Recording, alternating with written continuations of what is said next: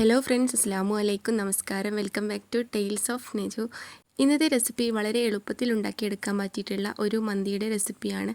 അപ്പോൾ ഇതെങ്ങനെയാണ് തയ്യാറാക്കിയെടുക്കാമെന്ന് വീഡിയോയിലേക്ക് പോവാം.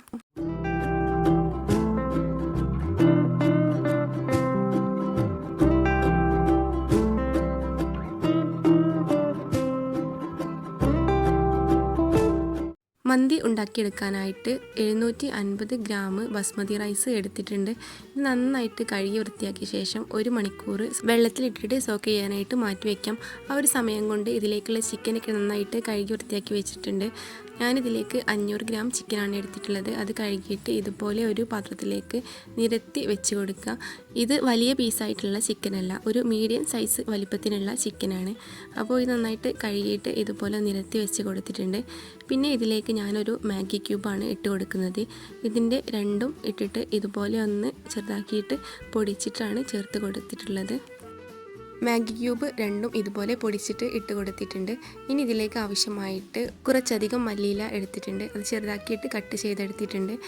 അതിനി ചിക്കനിലേക്കായിട്ട് ചേർത്ത് കൊടുക്കുക. പിന്നെ ഇതിലേക്ക് ആവശ്യമായിട്ടുള്ളത് മന്തി മസാലയാണ്. അപ്പോൾ ഞാനിതാ മന്തി മസാല എടുത്തിട്ടുണ്ട്. ഇൻസ്റ്റൻറ്റ് മന്തി മസാലയാണ് ഇത്. ഒരു 2 ടീസ്പൂണോളം ചേർത്ത് കൊടുക്കുന്നുണ്ട്. ഇനി ഇതിലേക്ക് കുറച്ച് റെഡ് ഫുഡ് കളർ ചേർത്ത് കൊടുക്കുന്നുണ്ട്. ലിക്വിഡ് ഫുഡ് കളർ ആണെങ്കിൽ കുറച്ച് ഇട്ടിച്ച് കൊടുത്താൽ മതിയാവും. ഇത് ഞാൻ പൗഡർ രൂപത്തിലുള്ളത് കാരണം കുറച്ച് ചേർത്ത് കൊടുത്തിട്ടുണ്ട്. പിന്നെ ഇതിലേക്ക് 1/2 ടീസ്പൂണോളം ഇഞ്ചി വെളുത്തുള്ളി പേസ്റ്റും കൂടെ ചേർത്ത് കൊടുത്തിട്ട് ഇതെല്ലാം കൂടെ നന്നായിട്ടൊന്ന് മിക്സ് ചെയ്ത് കൊടുക്കുക.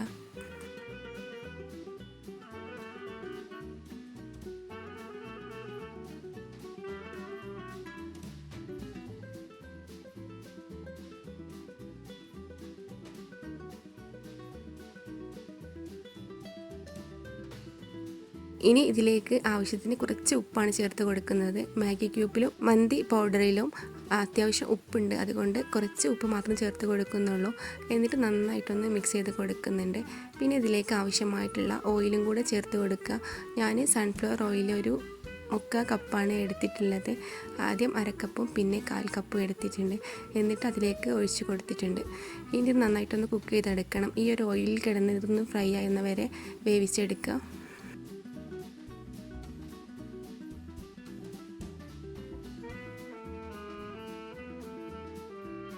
ചിക്കന് വേവുന്ന സമയം കൊണ്ട് റൈസൊക്കെ നന്നായിട്ടൊന്ന് കുതിർന്ന് വന്നിട്ടുണ്ട്. ആ ഒരു സമയം കൊണ്ട് നമുക്കിതിലേക്കുള്ള സ്പൈസസ് ഒക്കെ ഒന്ന് എടുത്ത് വെക്കണം. ചിക്കന് ഒരു 10 മിനിറ്റ് കഴിഞ്ഞ് കഴിഞ്ഞാൽ ഒന്ന് മറിച്ചിട്ട് കൊടുക്കുക. എന്നിട്ട് 2 സൈഡ് നന്നായിട്ട് കുക്കാവുന്നവരെ ഒന്ന് വെയിറ്റ് ചെയ്യുക.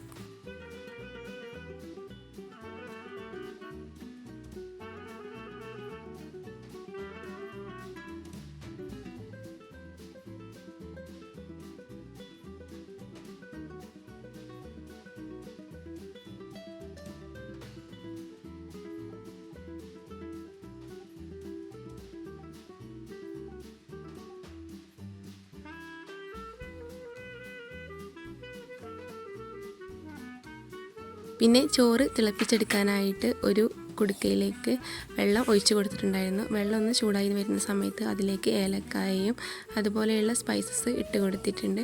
പിന്നെ ഇത് അരി നന്നായിട്ട് കുതിർന്ന് വന്നിട്ടുണ്ട്. അപ്പോൾ വെള്ളമൊക്കെ ഒഴിവാക്കിയിട്ട് തിളച്ച വെള്ളത്തിലേക്ക് ചേർത്ത് കൊടുക്കുക. പിന്നെ ഇതിലേക്ക് ആവശ്യത്തിനുള്ള ഉപ്പും കൂടെ ചേർത്ത് കൊടുക്കുക. ഉപ്പിട്ട് കൊടുക്കുന്ന സമയത്ത് മസാലയിലെ ഉപ്പ് നോക്കിയിട്ട് വേണം ഇതിലേക്ക് ഉപ്പിട്ട് കൊടുക്കാനായിട്ട്. എന്നിട്ട് നന്നായിട്ട് മിക്സ് ചെയ്ത് കൊടുക്കുക. ഇനി ഇതൊന്ന് കുക്ക് ചെയ്തെടുക്കണം. കുക്ക് ചെയ്തെടുക്കുമ്പോൾ ഒരു 90% ഒക്കെ കുക്ക് ചെയ്തെടുത്താൽ മതിയാവും.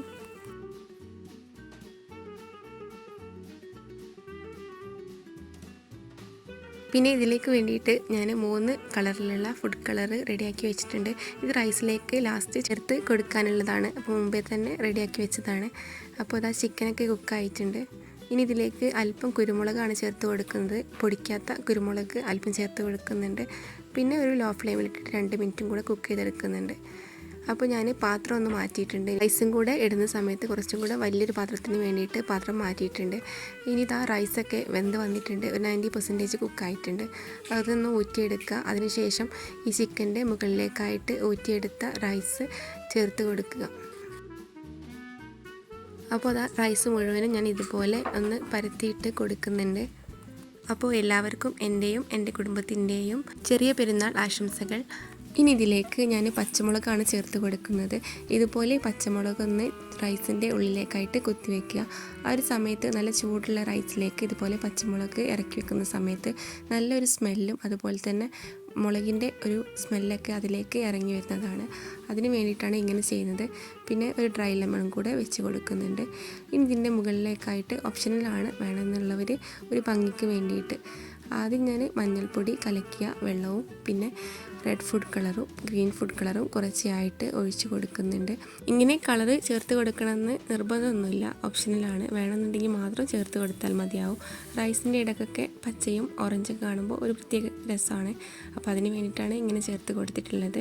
പിന്നെ ഇതിലേക്ക് മോക്കി ഫ്ലേവറിന് വേണ്ടിയിട്ട് ഒരു പാത്രത്തിലേക്ക് അല്പം ചിരട്ടക്കനൽ എടുത്തിട്ടുണ്ട്. അതിലേക്ക് ഓയിൽ ഒഴിച്ച് കൊടുക്കുക. ഇപ്പോൾ നന്നായിട്ട് പുക വരുന്നുണ്ട്. ആ ഒരു സമയത്ത് ഇത് അടച്ചിട്ട് ലോ ഫ്ലെയിമിലിട്ടിട്ട് ഒരു 10 മിനിറ്റ് കുക്ക് ചെയ്തെടുക്കുക. ഇതിൻ്റെ മുകളിൽ വേണമെന്നുണ്ടെങ്കിൽ എന്തെങ്കിലും വെയിറ്റൊക്കെ വെച്ച് കൊടുക്കാവുന്നതാണ്. അപ്പോൾ ഒരു 10 മിനിറ്റൊക്കെ കുക്ക് ചെയ്തെടുത്താൽ മതിയാവും. അത് ലോ ഫ്ലെയിമിൽ തന്നെ ഇട്ടിട്ട് കുക്ക് ചെയ്തെടുക്കാനായിട്ട് ശ്രദ്ധിക്കുക. അപ്പോൾ 10 മിനിറ്റിന് ശേഷമാണ് ഈ കാണിക്കുന്നത്. ഇപ്പോൾ അതിൻ്റെ സ്മെല്ലൊക്കെ റൈസിലേക്കൊക്കെ നന്നായിട്ട് ആയിട്ടുണ്ട്. ഇനി ഇതിനുള്ള പച്ചമുളകൊക്കെ ഒന്ന് മാറ്റിയെടുക്കാം. എന്നിട്ട് റൈസ് നന്നായിട്ടൊന്ന് മിക്സ് ചെയ്ത് കൊടുക്കാം.